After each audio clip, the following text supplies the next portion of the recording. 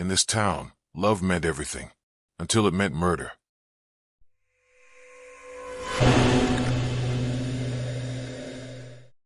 Leona Voss tied her neon-laced running shoes before dawn's pale light, breathing in the chill mist that curled around the empty park. Routine propelled her forward, footfalls echoing on dew-dark grass. Each step measured, each heartbeat familiar. She thought of her husband, Cassian Drake, already clocked in at the steelworks, and of their 5-year-old son, Finn, who would wake soon to pancakes and morning cartoons. She did not know she would never return to that life. Across town, Marisol Quade awoke to the glare of her phone screen, thumb hovering over a message sent at 2:14 a.m. Meet me tonight. No name, no context. Her pulse spiked. She deleted the notification, but the ache in her chest remained. She did not know that message would unravel everything. That evening, Leona closed her front door against the wind. She paused at the threshold when a single white lily lay on the welcome mat, petals heavy with dew. No note in sight. She picked it up, inhaled its sweet scent, and felt a shiver that had nothing to do with cold. She dropped the flower, locked the door twice, and walked away. She did not know that Lily would mark the first breath of terror. Marisol never saw Cassian leave for work. He kissed her forehead, ruffled Finn's hair, and headed out in his black diesel truck. Hours later, the truck sat idling in the empty factory lot, engine humming, doors unlocked, keys on the seat. On the passenger side lay Cassian's phone, screen lit with one unread text. "Why did you leave me?" Marisol found it at dawn. The message shredded every certainty she had. She called Detective Tavish Gray. He arrived to find only an overturned coffee cup and footprints trailing into the gravel. No Cassian, no struggle, just questions. Detective Gray cataloged the lily petals crushed under the truck's tire. He photographed the footprints. He noted the absence of blood. He filed it all away. Missing person cases began that way.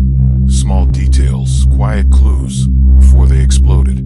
Neighbors whispered. Cassian had been tense. Marisol's eyes were red. Leona barely spoke. A dark sedan idled outside the Quade residence late at night. A pale girl in black ran from it at dawn. Rumors wove a net around Detective Gray's investigation. He listened without judgment, measuring each claim. He would soon learn to weigh them differently. A month before Cassian vanished, Marisol dreamed she was drowning in oil. She woke gasping. Cassian held her, murmured assurances. She believed him. Weeks later, Leona dreamed of shards of glass, woke with a jagged cut across her palm. She locked her windows, bolted her doors. She thought it was stress. She was only seeing the prelude to reality. At the factory, workers found a dagger wedged in a steel beam. Engraved initials on the hilt, NQ Marisol Quade. She insisted she had never drawn the blade. She insisted someone else planted it. Detective Gray processed the knife for fingerprints, sent the lily for DNA, collected fibers from Leona's gloves. Every result deepened the mystery. The dagger bore Marisol's prints. The lily carried Leona's DNA. Cassian's blood stained both. 2 women, 1 man, 3 names entangled in violence. Yet no body. The community speculated. Did Cassian run? Did he fall? Or had someone close ended his life and hidden the proof? Leona, brought in for questioning, wept as she confessed to leaving the lily. She said she wanted Marisol to know Cassian was unfaithful. She never meant harm. Marisol, on camera, collapsed in tears, claiming love, betrayal, and fear. Fear that Cassian would leave her for Leona. She admitted to threatening him, but denied murder. She never imagined the dagger was real. Detective Gray studied both statements. He replayed each video frame by frame. In their voices, he heard panic, regret, but also something unreadable. Calculation, desperation. He obtained cell tower records. The dark sedan had left the factory at 10:03 p.m., returned 3 days later. GPS pinged at Raven's Quarry, a frozen pit lined with jagged rocks, a place children dared not approach. Gray drove there at first light. Fog hovered over the ice. He stepped onto the surface. It cracked under his weight. He shone his light into the black water. A shape drifted beneath. He called for backup. Cassian's body from the sludge. His clothes were torn, wrists bound, bruises ringed his throat. This was no suicide.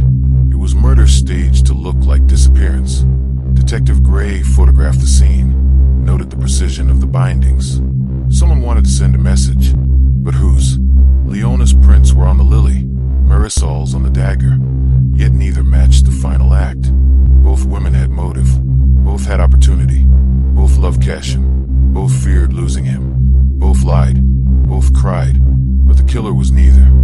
Gray examined the ice for additional prints. Faint impressions near the edge, a third set. Not Leona's, not Marisol's, a stranger's. He lifted the print. It matched the tired treads of the dark sedan. He traced the registration, a drifter named Orion Krell. No fixed address, a record of petty theft, stalking, disappearing before charges stuck. Krell vanished after the quarry that night. No body, no arrest, only a name on a file. Detective Gray dove into Krell's past. He found patterns, couples torn apart, relationships sabotaged. He targeted those who seemed happy.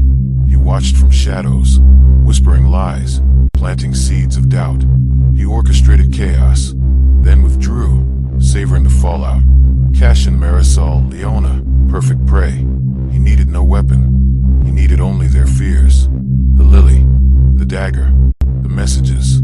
He provoked them to act, then watched as love turned lethal. Marisol sits in a cell, rocking on a cot. She believes Leona killed Cassian. She dreams of oil slicks and black water. She cannot wash the blood from her hands.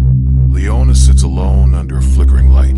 She believes Marisol drove the dagger home. She dreams of glass shards and petals. She cannot silence the memory of Cassian's final breath. Each woman insists on her truth. Each believes justice, demands the other's confession. Neither knows of Orion Krell's design. Neither knows he watches from afar, planning his next masterpiece. Detective Gray closes his file and stamps it solved. He writes, perpetrator, Orion Krell, accomplices, unwitting. He pauses. He reopens the file. He listens to the recording of Marisol's sobs. He watches Leona's trembling hands. He senses loose ends. He whispers into his recorder. He's still out there. At dawn, the quarry lies silent. Icicles hang like serrated teeth. The black water ripples with unseen currents. The lily has wilted on the shore. The dagger rests in evidence. But evil, true evil, does not die with bodies. It moves on. It hunts again. Somewhere beyond the mist, Orion Krell smiles. He cleans his next weapon. A watch, a letter opener, a shard of mirror. He sketches initials on the handle. He chooses names. He sends messages. He arranges meetings. He knows how to push hearts to violence. He knows how to vanish. And in 2 weeks, a new couple will find a single white rose on their doorstep. They will open the door. They will see the petals. They will not know the meaning. Not yet, but soon. They will learn that love, when manipulated by darkness, becomes the deadliest weapon of all. This is where the story ends, and where the nightmare begins. To be continued in part 2. Cloaked in Crime. Comment your theory. Subscribe, if you dare.